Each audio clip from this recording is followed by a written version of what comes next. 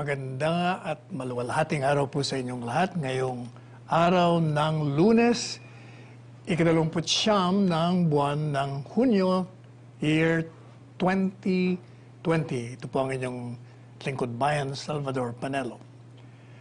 Tayo po ay nakikiramay sa pagpanaw ng dating Senador Ramon Revilla Sr., ang butihing ama ni Senador Bong Revilla at ganoon din ni Mayor Andrea Inares ng Antipolo.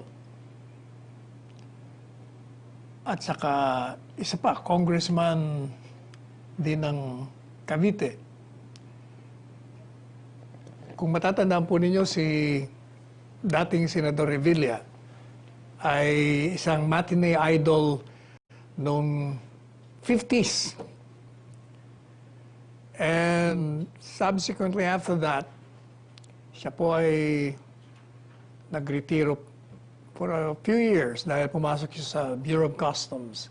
And then pagbalik niya sa movie world, sumikat na naman siya bilang Nardong Putik, yung mga action pictures niya. And then tumakbo po siya ng senador. Initially, siya ay hindi nanalo sapagkat ginamit niya yung kanyang tunay na pangalang Bautista. Hindi naman siya kilala doon. Kilala siya as Ramon Revilla. And then when he ran again, nanalo po siya. At pangalawang pagtakbo niya, nanalo pa rin uli siya. Ang ating pong dating senador ay nanilbihang mabuti, hindi lamang sa kanyang mga fans, kundi sa ating bansa. Siya po ang dating naging chair ng Public Works Committee, kung saan siya po ang naging author ng Republic Act 8150 na tumulong sa pagunlad ng ating ekonomiya. Siya po ay 93 years old nung siya ay pumanaw ng isang araw. And apparently, he has lived up to his motto. Dahil may motto po ito. Sabi niya, "It is not enough that the Filipino people are served, but they must be served well." Hindi lamang na dapat ay paglingkuran ng sambayanang Pilipino, kung hindi dapat paglingkuran ng sambayanang Pilipino ng mabuting at sa mabuting pamamaraan. Tayo po ay nagbibigay ng ating pakikiramay sa pamilyang Revilla at sana ay ang kanyang kaluluwa ay magkaroon ng eternal repose. And speaking of passing of public officials, meron din po tayong naging kaibigan, si Mr. Antonio Cuenco, dating konsihal ng Cebu at naging kongresista. Siya rin po ay namatay nung Sabado dahil sa COVID sa edad na 84. Si Mr. Cuenco po ay naging miyembro ng Batasang Pambansa mula noong 1984 to 1987. At siya ay nahalal na kongresista sa South District ng Cebu City mula noong 1987 to 1998 and then 2001 to 2007. Siya po ay dating naging House Deputy Speaker at isa sa mga naging principal na authors ng Dangerous Drug of 2000. Siya po ay dating popular na broadcaster sa Cebu. So tayo po ay papaabot ng ating pakikiramay din sa mga Cuenco at mga Roa. Napuntahan po natin yung balita naman kaugnay sa mga UV Express. Meron na pong 37 na bagong rota mula ngayong araw na ito. Sangayon po sa LTFRB, 980 UV Express units ang papasada na mula sa Metro Manila papunta sa mga malapit na probinsya. At meron po silang 47 rota. At ito po ay kasama doon sa programa ng Department of Transportation para maibalik sa normal yung ating public transport. At sinasabi rin po na yung existing UV Express fare rate ng 2 piso kada 1 kilometro ay mananatili. Wala pong pagbabago. Unless na ito ay inaprubahan ng LTFRB. At kung ito naman ay hindi sundin, isumbong nyo kaagad para mabigyan ng dapat na fines and suspension o cancellation ng kanilang mga prangkisa. At meron din pong mga guidelines. Kailangan po yung mga operator ng UV ay i-examine yung kanilang mga driver, their fitness to work. Kailangan chine-check din yung body temperature nila. And they should be screened for symptoms of coronavirus disease. Yung din pong mga drivers, kailangan palaging naka-wear ng face mask at gloves at all times. Yung guantes po ba? Ganon din po yung mga sasakay sa kanila, kailangan meron ding face mask. Eh siguro kung walang face mask, dapat may naka-ready na sa UV ng mga face mask. Ibigay nyo na lang sa kanila. Kasi no face mask, no ride. Kung no face mask, give face mask. Mas maganda yon, naka-ready na doon. At kailangan meron na kayong yung mga sasakay, may exact fare na kayo bago kayo sumakay para hindi na nakaproblema sa pagsusukli. And yung pong mga pasahero, kailangan daw ay hindi lalampas sa 2 pasahero per row. So, dati-dati kasi pwede nga 3 4. Ngayon, 2 na lang ang pwede. And then, yung doon pong mga operators, kailangan mag-install ng impermeable barriers to seal off the driver's compartment and between rows of seat that are less than 1 meter apart. Ibig sabihin, maglalagay po kayo ng hard plastic between the driver at saka doon sa mga pasahero. Pati yung pasahero, kailangan din merong parang wall to separate the two. Samantala, pinapayagan na po in principle yung backriding sa motorsiklo. Pero ito'y bibigyan pa ng mga guidelines. So wala pang guidelines. But in principle, pwede na. At yung pong technical working group ay inatasa na sila ang magdedetermine ng pinakaligtas at epektibong pamamaraan upang hindi magkaroon ng paghahawa ng COVID dun sa 2 pasahero. At ang task force po ay bubuuin ng Department of Transportation, Department of Science and Technology, Department of Health, Department of Trade and Industry, Bureau of Philippine Standards and Metropolitan Manila Development Authority. So tingnan po natin, antayin natin yung mga guidelines. Meanwhile, speaking of motorcycles, ilang programa na po ang palagi ko nakakalimutan, natatawagan natin ang pansin ng mga kinaukulan, yung MMDA, yung Department of Transportation. Ewan ko kung napapansin nyo, pero ako araw-araw ako nagmamaneho. Hindi ako nagda-driver, 4 na buwan na. So, napapansin ko yung mga motorsiklo, sila ngayon po ang king of the road. They weave in and out of the traffic. Hindi sila, dapat i-maintain yung isang lane. Kagaya lang, yung aking kotse ilang beses nang nasagi eh. Pinatingnan ko nga sa shop kahapon. Palagi yung may nasasagi. Ano pa magagawa mo pag nasagi ka? Alam mo, magmumura ka na lang doon. Di, bayaan mo na lang. Kasi maaabala ka lang. Pero kung mapapansin nyo talaga, tingnan yung mabuti.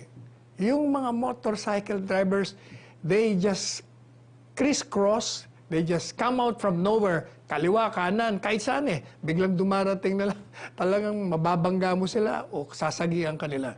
Kaya dapat siguro, meron talagang lane lang. Ang suggestion ko, doon lang sila sa kanan. Para hindi na sila mag-overtake. Sila na lang mag-overtake. Malaki naman na isang lane eh. Pati yung mga, hindi lang motorcycle, pati yung mga bisikleta, dapat doon sila lang sa isang lugar. Talagang maraming madidisgrasya. Ilang beses na ako nakakita ng ako nga mismo nasagian eh. Kaya siguro there should be a regulation pagdating doon sa mga motorcycle riders. Pangalawa, kung yung mga tandem na kinakatakutan natin, para hindi na nag-overtake, para barilin yung mga pag nakalusot sa mga checkpoints. Doon lang sila sa kanan. At mahirap kasi doon. Pag nandun kayo lahat sa kanan, yung mga motorsiklo, siyempre, magsisikipan din kayo doon, mabagal din kayo. Hindi kasing bilis ngayon. Na pag nambaril nga, pwede ka na makatakas. So, yan lang ho ang ating pakiusap sa MMDA. So, we're calling their attention as well as the DOT, pati LTFRB. Naggawan nyo ng regulasyon. Hindi pa pwede yung nagkalat sila sa kalsada. Kasi yung disgrasya ay siguradong palaging nanariyan. Meanwhile, let's have the good news naman. Binabalita po ng DOL na ang pamahalaan ay handa sa pagbabalik ng mga OFWs sapagkat marami po talaga na-displaced na mga OFW sa ibang bansa na wala ng trabaho. Kaya walang ibang patutungo kundi bumalik sa atin at makabalik sa kanilang pamilya. Yung pong cap, ang sabi naman nila, willing naman silang dagdagan yung number ng mga biyahe to bring home more OFWs. Basta merong request, gagawang kagad nila ng paraan. Hindi yun dahil sa may restriction, hindi nila susundin yon. Ang mahalaga ay makabalik sa atin ang ating mga kababayang OFWs na nawala ng mga trabaho. And then, hindi na gumalaw yung screen natin. Kalimutan na. Punta naman po natin yung pong tungkol sa DSWD. Yung po tandaan nyo yung ating distribution ng SAP. Meron na po tayong second tranche. At yun ay hindi po mahihinto. Itutuloy pa rin yung kahit na sinasabing wala ng effectivity yung Bayanihan to Heal is One Act Law o Republic Act 11469, tuloy pa rin. Sapagkat unang-una, dati nang nandun yung sa batas na magbibigay tayo ng mga ayuda sa kanila. Kaya tuloy-tuloy po yung second tranche. At ang sabi naman po ng DOL, binibigyan sila ng deadline hanggang July 4. At most likely, sabi nila, matatapos nila ang pagbibigay. Meanwhile, yung pong sinasabi rin ng DOL na may naghihintay ng mga trabaho doon po sa mga OFW returnees. Sapagkat yung pong business process outsourcing na tinatawag, o BPO, ay naghihintay para dito sa mga OFW. Sa ngayon po kay Secretary Bello, yung pong Labor Department is nakikita nila yung resurgence ng BPO industry as the subsequent global recession will force the West to outsource more job in the industry. So, kahit po nawalan ng trabaho yung ating mga OFWs, pagdating nyo rito, meron din naman kayong maasahan na magkakaroon kayo ng mga trabaho.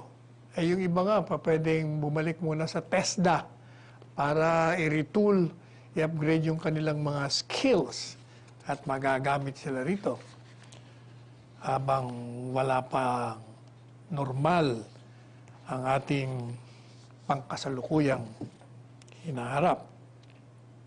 Meanwhile, yun naman pong sa Cebu City, hindi ba, nagkaroon tayo ng problemang malaki doon. Meron pong ipadadala ang military ng 9 na doktor, 10 nurses, 13 medical aides.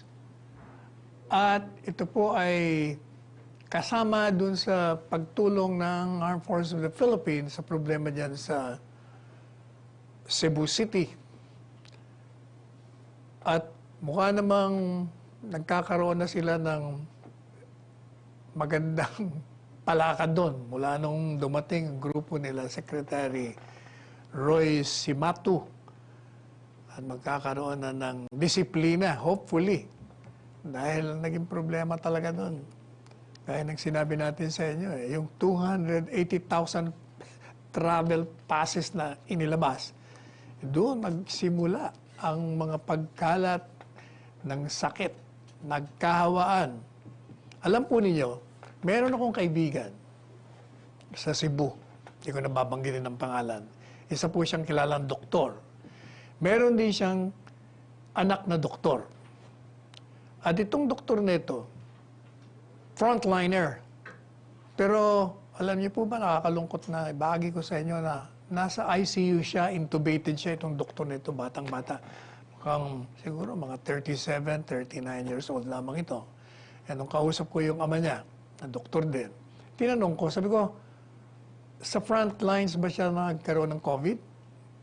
Hindi. Sabi niya, yun nga ang masama doon. Sabi ko, saan siya nagkakaroon ng COVID? Eh, sabi niya, nagpunta sila mag-asawa sa grocery, sa mall. Doon nakuha. O, yun ang sinasabi natin, yung pag hindi ka na talaga kayo maingat. Yun naman daw, naka-face mask naman yun. Pero tinamaan pa rin siya.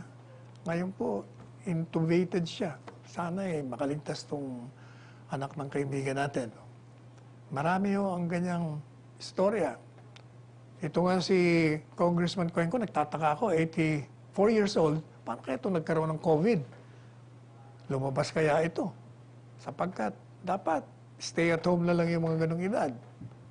Pero nagkaroon pa rin siya ng COVID. Although, kahit po kayo nasa loob ng bahay, yung may kasama kayong bahay, nagaling sa labas, at baka nagdala.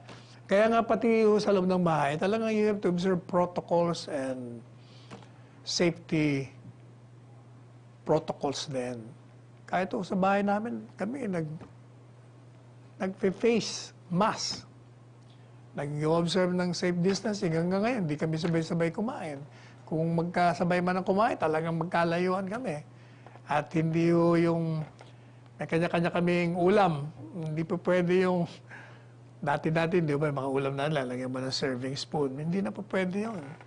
Kasi nga, hindi mo alam lahat kami lumalabas. Yung dalawa kong doktor. Ako naman, lumalabas din. So, hindi natin alam. Kaya maging maingat po tayo. Meanwhile, hopefully yung pong mga pinadalang mga doktor ng militar, sapagkat ang nakita natin yung isang interview ng isang doktor, kulang na raw po sila ng doktor doon. At tinatamaan na rin sila ng COVID, kaya humihingi na sila ng saklolo. Let's have a quick break.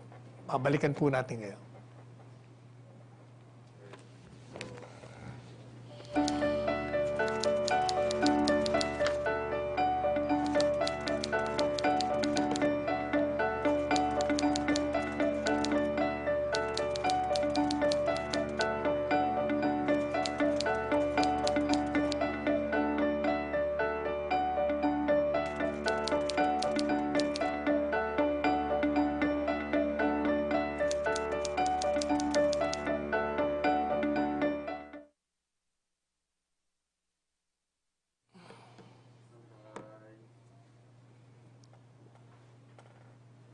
Alright.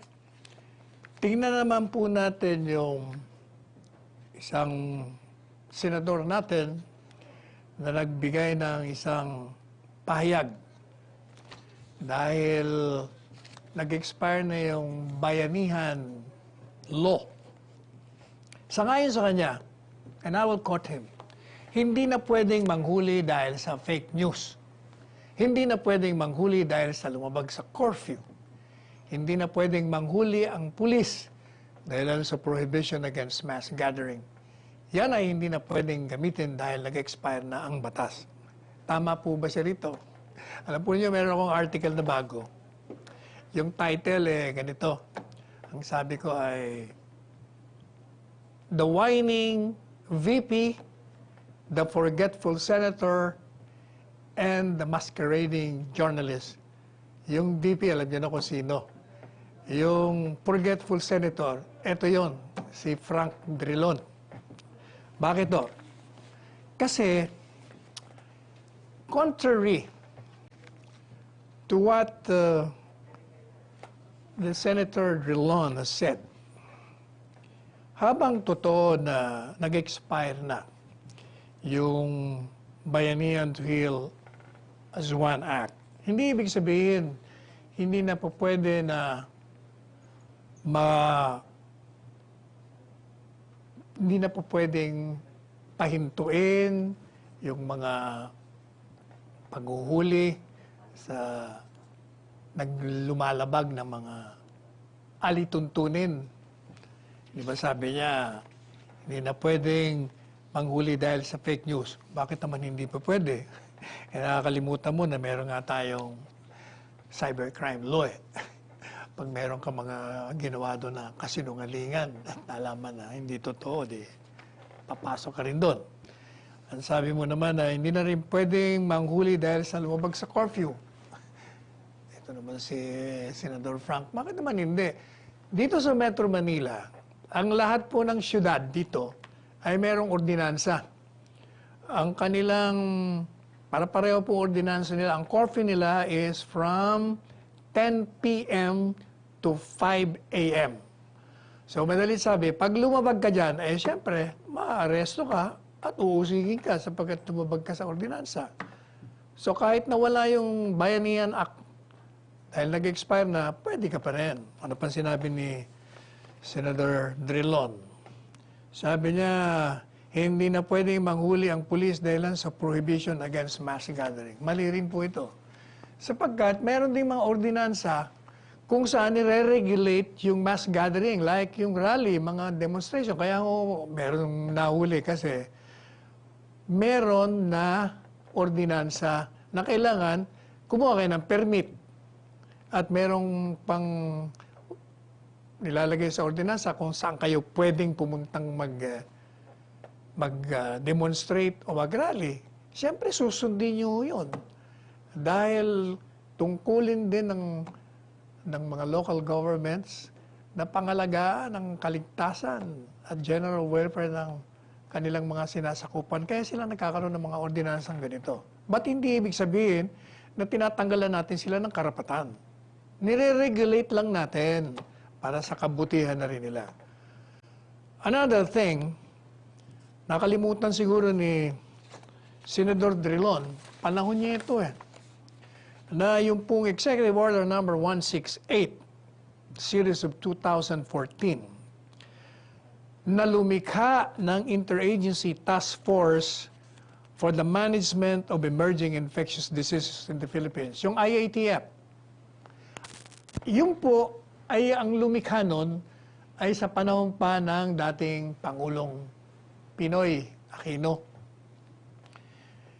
Create po yun noong 2014. Now, ano ba ang mga kapangyarihan sangayon dito sa executive order na ito?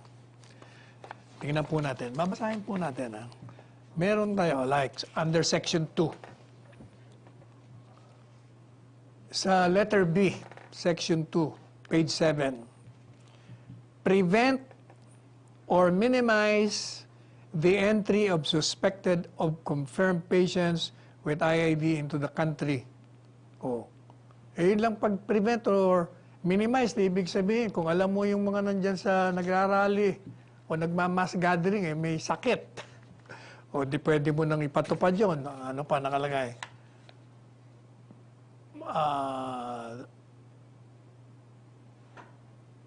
Formulate, develop, implement, and oversee the preparedness manual for the prevention and control ng disease. O hindi ba? Kasama nga po yun, yung quarantine, yung pagbabawal mo ng mga mass gathering, yung hindi mo pagsuot. Madalit sabi, ito pong executive order na lumikha ng IATF, kung saan nakalagay doon yung mga tungkulin, mga kapangyarihan nila na magsagawa ng mga alituntunin, nasa executive order. At yun, pag nilabag mo, pwede ka pa rin huliin sapagkat batas din yun . So, Ang problema dun sa sinabi ni Frank, mawalang galang na sa iyo. Brad po natin to. Kasabay natin to sa Sigmaro, although nauna siya sa akin. Dahil ako nung pumasok sa Sigmaro, first year lang ako, siya fourth year na. Ang problema ho dun sa kanyang salita, sabi nga ni Asik Chris, ito'y mapanganib na nanghihikayat ka na lumabag at gumawa ng mga acts o gawain na labag sa kaligtasan at seguridad ng populasyon. Kasi kung sinasabi mong, hindi na bawal yan, pwede ka na, hindi na po pwedeng ipatupad yung batas. O hindi magmamass gathering yan. Kasi sabi ni Senador Drilon, hindi nyo daw kami pwedeng huliin. O hindi ba? May problema tayo doon. Kaya nabansagan tuloy kitang forgetful. Sa bagay, senior citizen ka naman. Kaya pwede na rin yun. Senator Frank, puntahan naman po natin itong isang kontrobersyal na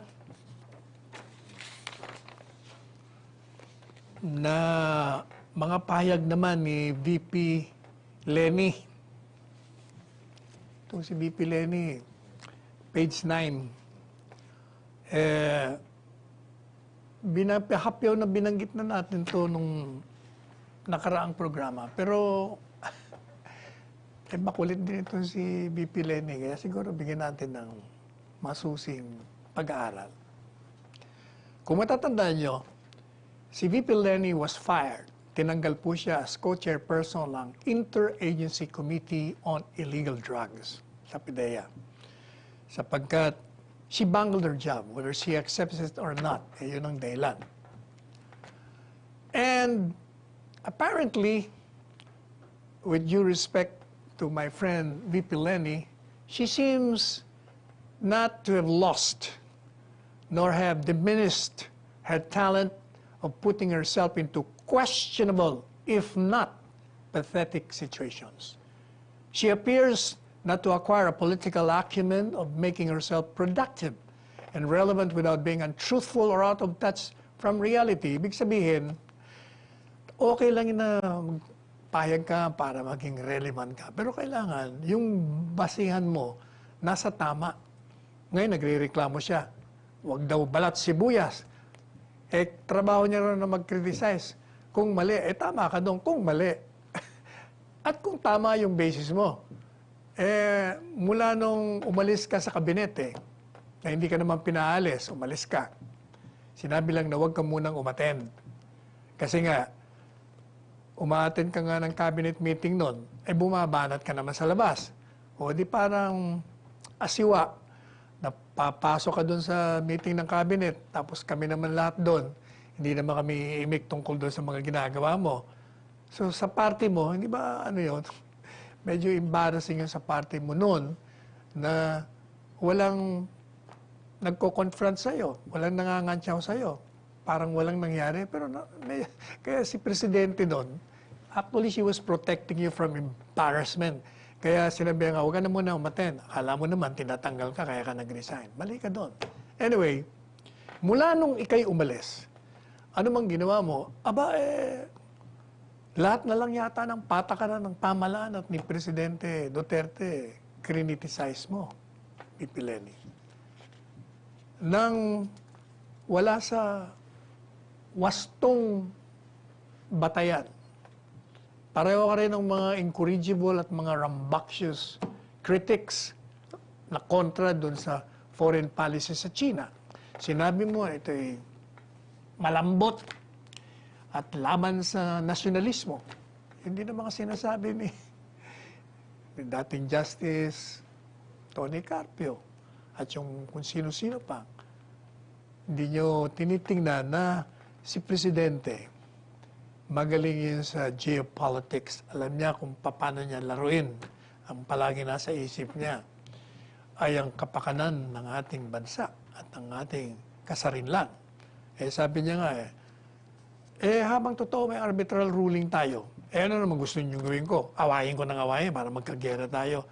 Meanwhile, marami naman tayong pwedeng pagkasunduan sa trade, sa sosyal, sa palitan ng mga intelligence information, kaugnay sa terorismo at sa piracy. Doon muna tayo mag-concentrate. Pero darating ang panahon, i-invoke ko yan at ilang beses na nga niya ini-invoke eh. Kung in-invoke niya nga, medyo nag-react yung leader. Pero in-invoke niya pa rin. Kaya hindi totoo na sinasabi ninyo na soft si Presidente. Hindi nyo kilala itong Presidenteng ito. Anyway, ano bang posisyon mo dun sa anti-terrorism bill, VP Lenny? Sabi mo na naman, ito'y pagsalakay sa press freedom, sa demokrasya. At hindi naman bakit daw ngayong panahon ng pandemic saka tayo magpapasa ng anti-terrorism bill. Ang problema, hindi mo talaga tinitingnan na hindi lamang maselan, kundi mabigat ang banta ng terorismo sa ating bayan at sa ating mga kababayan. At nakakalimutan mo, hindi ko alam kung binasa mo ito ng pagbasa ng isang abogado na dahan-dahan. Marami pong safeguards doon, napaka-stricto. Ang karapatan ng akusado ay pinangalagaan doon. At the same time, meron pong mga provision doon na yung mga gustong lumabag ng batas, matatakot lumabag. Sapagkat sinasabi nila, yung mga batas na yan, aabusuhin niya. Ano bang batas ang hindi naabuso? Kita mo nga yung Bayanihan Act, tungkol na sa pagbibigay ng ayuda sa mga kababayan natin, inabuso rin. Lahat ng batas po talagang merong kakayahan na abusuhin ng mga lumalabag. But, kaya nga merong tinatawag na penalty for each law. Pag ikaw ay transgressor, hindi ka uubra, kayo uusigin at ikukulong ka pag nagkaroon ng conviction. O ano namang ginawa ni VP Lenny? Napuri natin siya. I think once or twice ko na napuri siya sa ginagawa niyang pribadong pagtulong dun sa nangangailangan dito sa COVID. Nag-raise siya ng pondo, nabigay siya ng mga ayuda, may mga ginawa siya. Pero ang problema, mukhang hindi niya mahinto, hindi niya ma-lockdown ang kanyang bibig na bumanat at mag-criticize sa administrasyon. Meron siyang gaya ng mga payag na noong isang araw at during the interview dun sa isang istasyon ng telebisyon, meron siyang mga sinasabi ron. Nasabi niya, she claims that the government failed to act urgently at the onset of the coronavirus pandemic. Ang sabi niya pa, naging complacent daw tayo. And we chose to dilly-dally in the cancellation of flights from China. Alam po niyo, this is absolutely false, VP Lenny. Mukhang either hindi ka nagbabasa ng pahayagan o sinadya mo na kunyari hindi mo alam o talagang hindi mo alam. Hindi po totoong nag-dilly-dally tayo. Hindi totoong complacent tayo. As early as before January 31st. Yung po ang araw na nakumpirma natin na meron tayong COVID na namatay. Nung ni-revive o kinonvene yung IATF, siguro 2 weeks earlier than January 31st. Kung hindi ako nagkakamali, baka first o second week na January. Ni-revive na nga yun. So madalit sabi, nagkaroon na ng mga preparasyon. And nung January 31st, kasi sinasabi niya, narinig ko po siya sa TV, dapat daw nung unang confirmation pa lang namatay, binana natin yung travel from China. Yun nga ang ginawa eh. On the first day na na-confirm na may patay ng COVID na isang Chinese, immediately yung IATF nagrekomenda kay Presidente. Nung araw din yun, at nung araw din yun, nagpalabas ng travel ban si Presidente. Yung mga galing sa Wuhan City at sa Hubei Province at kung saan pang merong infected na lugar, pinagbawalan na pong makapasok yung mga travelers. Tapos, nung ikalawang araw, Feb 2, meron na naman siya. Dinagdagan niya, in-expand niya. Pati na lahat ng nationality na galing sa China at doon sa mga special regions nila, gaya ng Hong Kong. Sinama na rin yon. Hindi na rin pinapasok. That is precisely why nga, sinasabi ho ng World Bank.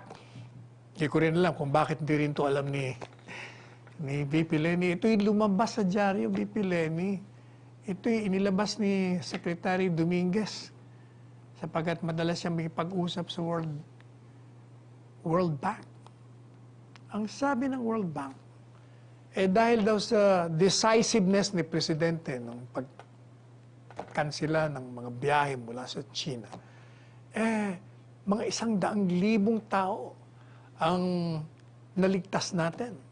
Kasi kung hindi niya po binanyon, ang dami-dami nga dumating. Yun nga pong namatay, yun nga ang nakapasok nung hindi pa nababan much earlier yon.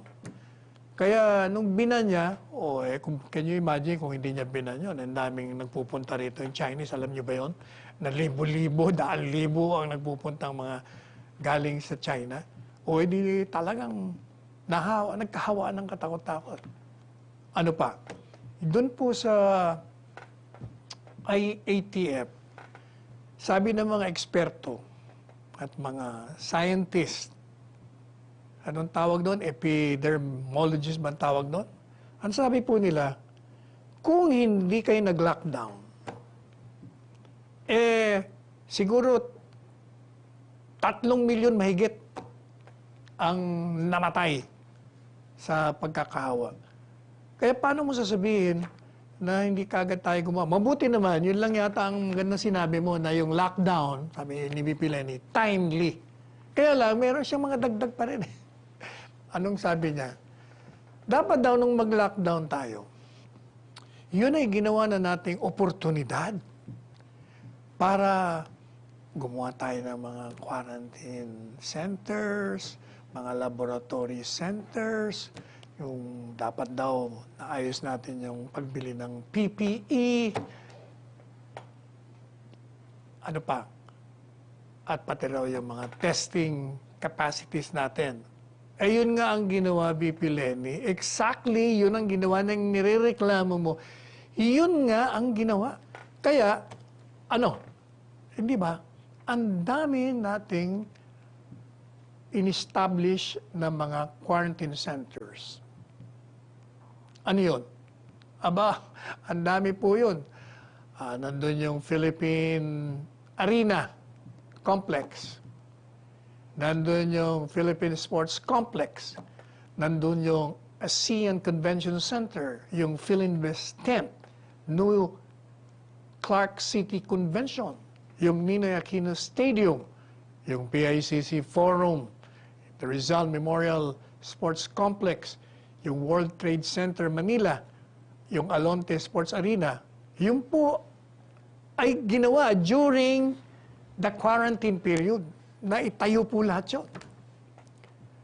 And then, meron po pala tayo as of today, yesterday 67 lang ito, pero kanina narinig ko na 69 certified COVID testing laboratories na all over the Philippines. Sinasabi niya, kagaya niya, sabi niya yung testing capacity natin, 15,000 pa lang. Nasaan ka ba, VP Lenny? 50,000 na 50,000 na nga ang testing capacity natin. Kasi nga, ang dami na tayong testing laboratories all over the Philippines. Tapos sinasabi niya, kagaya niya, sabi niya, during the quarantine, nagbukas ng factory, tapos hindi naman nila inisikaso yung mga transport. Mali ka na naman dyan. Nung tayo nagkaroon, nung pinayagan natin ng mga 30% na mag-open yung mga factories, mga opisina, nag-flood tayo, binaha natin ang kalsada ng mga bus kasi marami nag-alok At the same time, maraming army trucks. At the same time, sabi natin doon sa mga private companies, kung may mga shuttle buses kayo, kunin nyo na yung mga empleyado nyo, talin nyo sa mga workplace nila, ibalik nyo sa bahay. Yung mga wala, huwag muna yung papasukin. Pero alam niya naman ang Pilipino, matigas din ang ulo. Pinabayaan nilang yung mga wala naman silang shuttle bus, nag-open sila. Siyempre, di yung mga empleyado, mga workers, papasok. Pagdating doon, siyempre, kulang yung sasakyan mo. Hindi totoo yung sinasabi mong hindi tayo naganda. Naganda tayo. And then sinasabi niya pa po na, dapat daw aminin natin ang ating pagkakamali without even telling us kung ano yung pagkakamali. Although, yung implication ng sinasabi niya, yun na nga yung binabanggit natin na parang sinasabi niya, ang mali natin o ninyo ay sa panahon ng quarantine, hindi nyo inayos yung sa PPE o yung sa PPE. Alam po ninyo, earlier on, nag-purchase na tayo. Kumuha na tayo ng mga orders natin sa China at kung sa iba pang lugar. Ang problema, may world shortage because halos lahat ng bansa nag-o-order. Meron pong mga nagdo-donate pero tinatanggihan ng DOH sapagkat hindi nga, kung baga hindi siya quality. Kaya maraming ang namatay dahil yung mga sinusuot nila, napasok pa rin ang virus. Pero yung mga in-order po natin na yun, na dumating naman, finally dumating. Kaya tingnan nyo, wala na tayong naririnig na namamatay na mga health workers natin. So, ibig sabihin, lahat pong yan na sinasabi mong hindi ginawa, na dapat aminin, ginawa na nga, hindi ka nakikinig. Kaya, mali ang sinasabi mo, BP Lenny, at hindi totoo yung sinasabi mo rin na balat sibuyas ang pamalaan. Sinasagot lang natin yung mga kritisismo mo sapagkat yung nakikinig baka maniwala sa'yo. So we have to refute. We have to debunk whatever lies, intentionally or not, na lumabas sa iyong mga pahayag. Kaya maganda na nga yung ginagawa mo nun Sana, pinagpatuloy mo na lang. Sumama ka na, napupuri ka na nga Every time may gagawin kang mabuti, kahit si Presidente, pinupuri ka. Kaya, ano pa, meron ka pang sinabi. Ang sabi mo, bakit naman kasi may tangke pa? Ba't may military? Yun naman. Siyempre, pareho rin, tingnan mo, BP Lenny, yung executive order creating IATF. Nakalagay doon kung kinakailangan humingi ang IATF ng assistance sa mga armed forces para ipatupad yung yung mga safety protocols. Sino pa magpapatupad noon? Kundi mga pulis. Ang pulis naman natin, hindi naman karamihan din yon. So, kailangan natin ng alalay. At ang nakakalimutan mo pa, alam mo ba na meron mga ibang bansa na hiningi ang tulong ng kanilang militar. Saan ito? O hindi pa ba sa Australia? 1,000 tropa ang pinadala nila sa Melbourne para lang makontain yung spread ng coronavirus. Saan pa? 2 weeks ago sa New Zealand, binipa po nila yung kanilang quarantine facilities, pati yung borders nila, sapagkat natuklasan nila, may 2 nakapasok na naglalakad. At they move around yung 2, edi nagkaroon ngayon ng hawaan. Hindi ko naman malaman kung nasaan ka ba, BP Lenny. Bakit di mo nalalaman itong mga facts na ito? Nasa dyaryo naman ito. Nasa TV. Dapat maging updated ka rin para hindi ka rin nagkakamali. Sapagkat pag nagkamali ka nga, hindi maganda na baka ma-impluensya mo pa yung iba. Maniniwala. Anyway, let's have a break and we'll come back to you.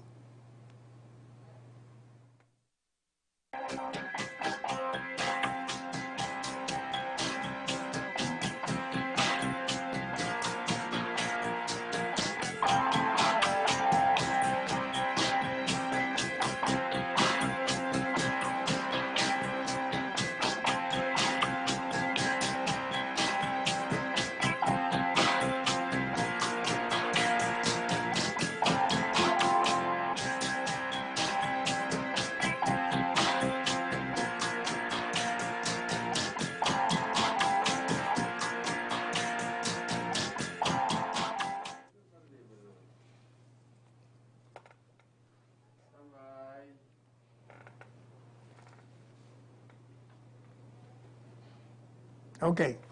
Balikan natin si VP Lenny as a last point. Alam po ninyo, si Pangulong Gloria Macapagal Arroyo, nagsalita. Ang sabi niya, palagay ko naman, meron akong karapatang magsalita sapagkat nung ako'y Pangulo ng bansa, 3 virus outbreaks sa aking panahon. Hindi po ba itong virus na ito, yung coronavirus, merong nauna rito yung SARS. And besides that, may dalawa pa. Kung baga, alam niya kung paano nagkaroon ng problema at nandun siya sa labanan kung paano niya tugunan ang banta ng sakit. And sabi niya, I have the highest respect, napakataas ng paggalang ko kay Pangulong Rodrigo Duterte at sa kanyang mga kasamahan at lahat ng mga nasa frontliners na nagbigay ng katugunan sa banta ng coronavirus. Ibig sabihin, hanga po siya. At sabi niya, yung mga nagkikriticize, kasama ka na ron, VP Lenny.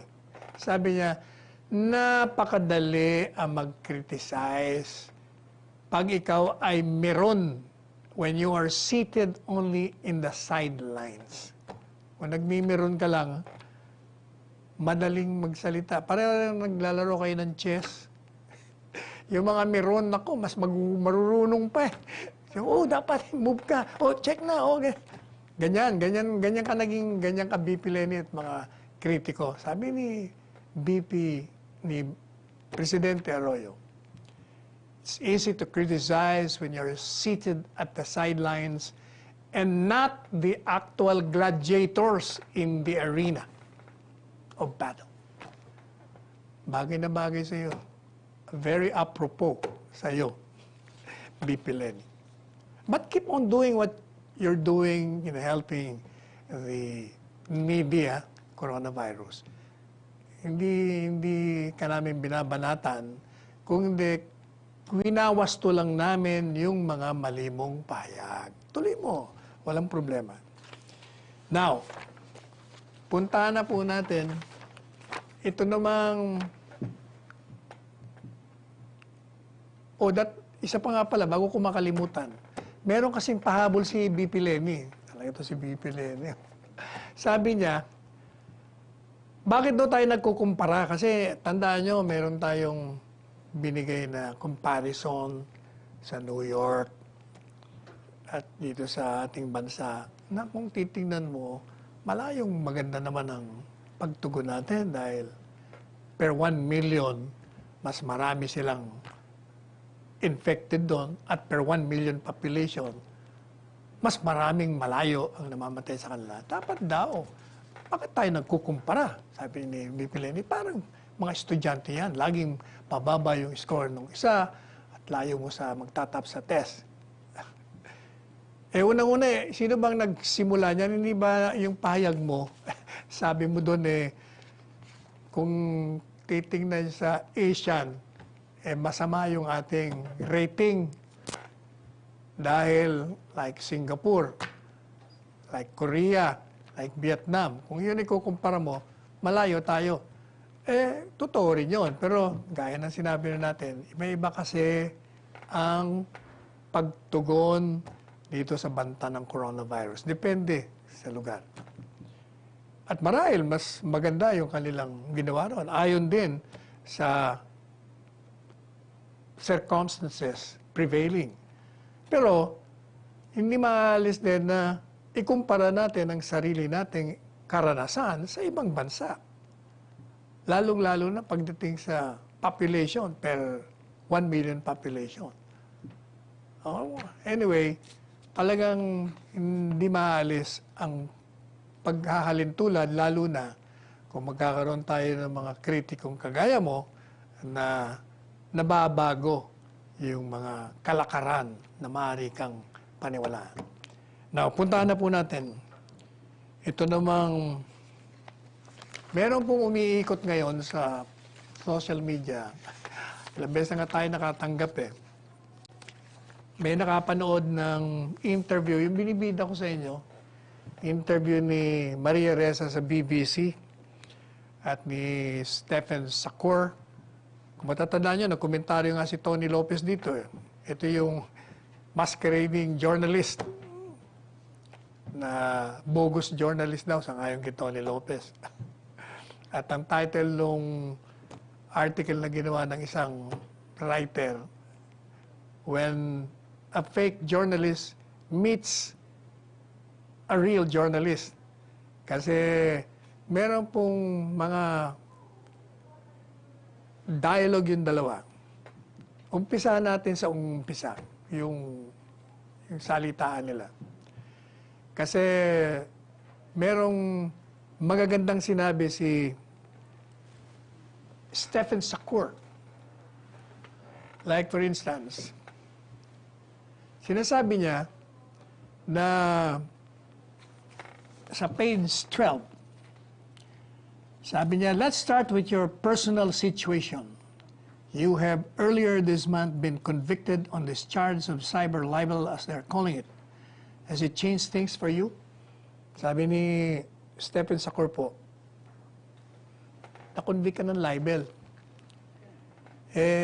Ito ba, nabago ba yung kalakaran sa'yo? Sabi naman ni Maria Ressa, parang roller coaster, pero ganyan talaga.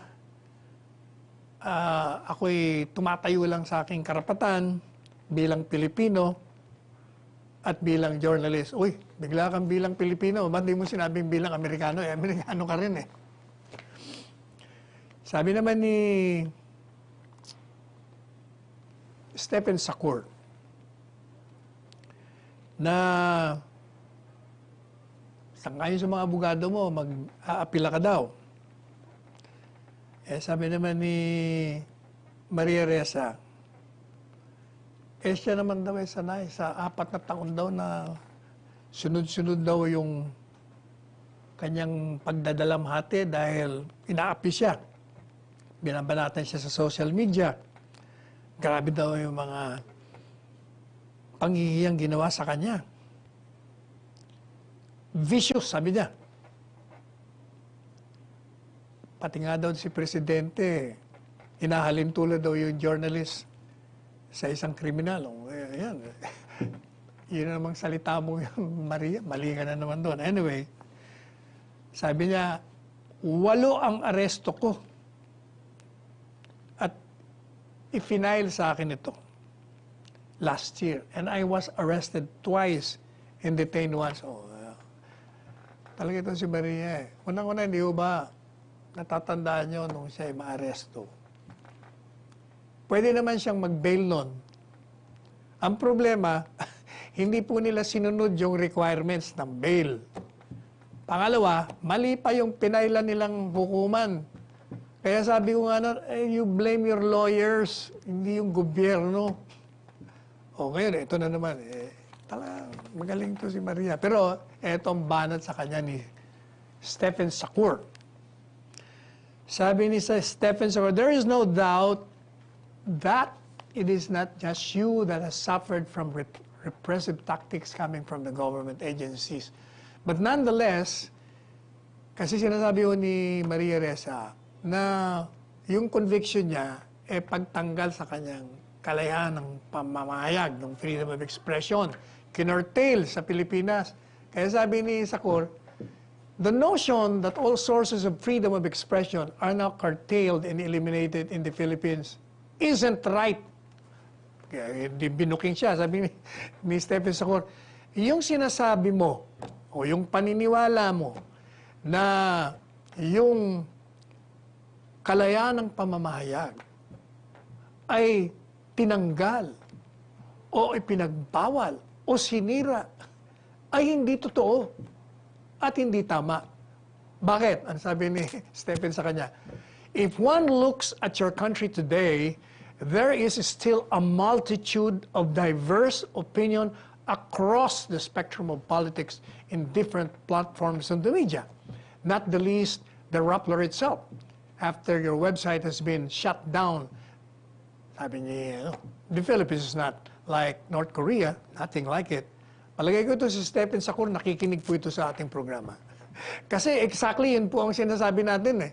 Ever since, yun na ang sinasabi natin, hindi lamang sa ating mga statement, pati na sa programa na sinasabi natin na hindi totoo yung sinasabi mo na kinortel. Kasi kung magbabasa ka lang ng mga dyaryo, makikinig ka sa mga komentaryo sa telebisyon, napakalusog ng freedom of expression and of speech in this country. Pati ikaw, di ba sinabi natin, Rappler, ikaw mismo, pati ABS-CBN, bumabanat pa rin. Kaya, tama si Stephen. We are saying the same things, Stephen, to Maria. Ano pa? Meron pa siya. Ang sabi niya po kay Maria, do you think, page 13, do you think the Filipino public care about your fate and fate of other journalists in your country? Sa tingin mo ba, yung mga Pilipino, iniisip kung anong mangyayari sa inyong mga periodista sa inyong bansa? Kasi, sabi ni Stephen Sakur, if one looks at Duterte approval ratings, they are consistently above 80% approval. The kind of figure that other leaders around the world can only dream about. And the Filipino public are well aware of what he's doing to the press. Sabi nga ni Stephen Sakur, sa tingin mo ba, yung mga kababayan mo, iniisip kung anong kahatnan ninyong mga periodista. Bakit ka mo? Sabi ni Stephen Sakur, kasi kung titingnan mo yung approval rating ni Presidente Duterte, ito ay consistent na mahigit 80%. Ito yung klase ng approval rating na makukuha lamang ng ibang mga presidente at mga prime minister sa ibang bansa sa kanilang pangarap. These are the kind of rating that they can only dream about. Pero si Duterte, presidente, nandyan, kitang-kita ang ebidensya. Ito naman ang banat niya, ito ang sagot. Sabi ni Maria Risa, well, you know, the first one is the kind of propaganda machine. Ito na siya. Ngayon po kay Reza, kasi batindi ang propaganda ni presidente. Yung dyan sa social media, marami ang trolls. Napapaniwala ang mga tao sa kasinungalingan. Can you imagine that? Paano mo ba? Ang Pilipino, hindi mo mabobola. Kasi kitang-kita naman nila ebidensya. Nakikita nila kung paano tinutugunan ni Presidente ang suliranin ng bansa. Kung paano tinugunan ang coronavirus na banta. Kung paano niya tinatanggal ang mga korap. Tapos sasabihin ninyo, hindi, sabi ni Maria, hindi raw pantay ang pagtingin. Ano bang hindi pantay? Ang sabihin mo, ayaw mong i-apply yung batas na pantay sa'yo. Sapagat sa pananaw mo, gaya rin sa pananaw nung idol mong ina-idolize ka, yung si John Nery na kolumnista, dapat daw, that's the working of democracy. Kailangan iba ang panukatan para sa mga journalist, sapagat ang tao daw kailangan malaman kung anong nangyayari. Madalit sabi, gusto ninyong dalawa. Iba ang pag-apply ng batas sa inyo. Gusto nyong nakakaangat kayo sa iba. Hindi kayo equal sa tingin ng batas. You want to be above the law. Yan ang problema. Ano pa? What are you saying? Sabi ni, ito, maganda ito. Sabi po niya, 60,000 daw po ang inaresto. Can you imagine na naman? 60,000 daw ang inaresto sa panahon ng COVID. 60,000 people. Saan mo naman nakuha yung figure mo? Kaya binuking siya ni Stephen Sakur. Sabi niya, if I may, because it's fascinating and what you are saying, but I'm just wondering what your evidence is. Ano ba ebidensya mo? Wala ka namang pinakikitang ebidensya. Because I'm looking at the latest polling I can find in the Philippines, wala. Alam po ninyo yung aresto sinasabi niya, meron mga inaresto. Tatatandaan nyo, kung hindi ako nagkakamali sa Metro Manila, inaaresto lang pero hindi naman, dinadala lang doon sa gym, pinapaupo doon ng ilang oras, tapos nire-release. Pero yung sasabihin mong inaresto, they were placed behind bars. Ilan lang po yan yung mga, kaya nung, yung sa piston. Yun, alam natin yun, yung sa Cebu. Pero mangilan-gilan lang yan. Pero yun naman po ginagawa, hindi to curtailment of their rights. Kung hindi, because they're violating the safety protocols na inimpose ng gobyerno. At ginagawa yon, hindi puro pahirapan kayo. Kung hindi para mailigtas din kayo doon sa inyong recklessness. Sapagkat alam nyo na nga na nagkakahawaan Nagrarally pa kayo na habang nakamaskara nga kayo, sa konting panahon, nakamas. Pero after that, pag mag-uwian, magtatanggalan na kayo, magkakahawa na kayo. Yun ang katotohanan dyan. Eto pa. Sabi eto na naman, kasi nungalingan na naman to. Sabi ni Maria Ressa doon sa interview sa BBC, according to the Human Rights Commission, 27 have perished in the drug war.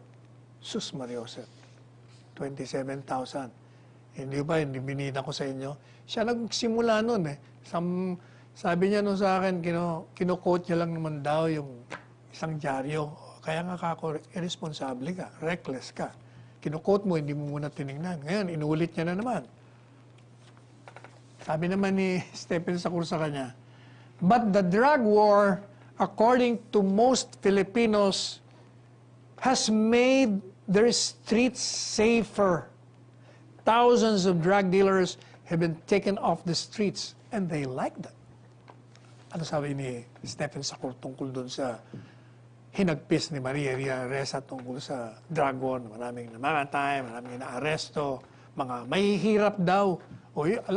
Alam po ninyo, yung pinagpipilitan ng mga ito, mga kritiko, bakit mahirap lang ang nahuhuli at namamatay?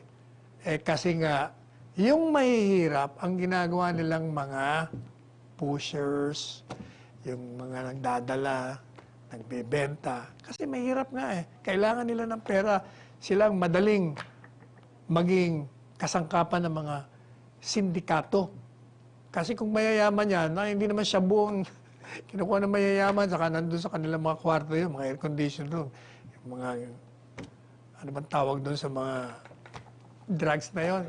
Heroin is mabigat na. Pero yung iba, yung mga, I forgot the name. But anyway, yung pong sinasabi ni Stephen Sakur kay Maria, yung sinasabi mo na niririakan ninyo ng drug war, tinitingnan ko ang opinyon ng taong bayan dyan sa Pilipinas. Marami ang gusto nila yung drug war. Bakit? Kasi ligtas na raw sila sa kalsada. They feel safe in the streets. Paano ngayon? Ano ba sagot ni Maria din? I think that's definitely the narrative, but if you dig deeper into the service, number one, and this is based on the UN report, one just released a few weeks ago, you can see that the people who died in the drug war are the poor. Yan ang nga sinasabi ko. Totoo, mga poor kasi nga silang madaling makuha ng mga sindikato kasi silang mahihirap. Madali ang pera sa shabu, sa droga. Talagang makakakuha nga sila. Ano pa? Ano pa ba ito? Sabi ni Stephen Sakur, dami mong reklamo, pero alam mo, yung international organization, mga ibang bansa, Amerika, mukha namang hindi pinapansin yung mga banat ninyo. Ngayon, katunayan, magkakaibigan pa sila Duterte. Sa madalit sabi, yung pong interview, kung inaakala ni Maria Ressa na siya ay nagpakitang gilas doon, hindi. Napakita niya ron ang maraming kasinungalingan na kanyang pinalutang. Katunayan, merong isang, hindi ko lang nakita kung na punto eh. Ang tanong nga ni Stephen Sacor, are you a journalist? Pati siya, nagduda na kung journalist. Kasi, sinasabi ko as a journalist daw, kailangan based on credible investigation o may basis ka. Kaya ka nga na-convict eh. Kasi nga, yung ni-report mo, hindi credible na patunayan na kasinungalingan nga eh. At binigyan ka na nga ng pagkakataon na correct, hindi mo pa ginawa. Yun. Kaya ngayon, yun, nasunog ka na naman doon. Ilang beses ka nang nasunog ka na rito sa bansa, nasunog ka na naman dyan sa ibang broadcast. Anyway, inabot na po tayo ng oras ang ating pakiusap, galang pakiusap ng Presidente. Tayo po ay palaging mag-wear ng face mask and face shield at mag-observe po tayo ng safe distancing. 2 meters dapat kakalayo. At saka palagi tayong maghugas ng ating mga kamay. Pansamantala po tayo magpapaalam. Again, hingin po natin ang patnubay ng dakilang lumikha. Kung sino man siyang kakilala ninyong dakilang lumikha, anumang reliyon. Na sana ay bigyan tayo ng enlightenment, ng guidance, at tayo magtulungan upang tayo makaahon dito sa banta ng coronavirus at makabalik po tayo sa normal. Ito po ang inyong lingkod bayan, Salvador Panelo, nagsasabing, let us unite as one and let us love one another.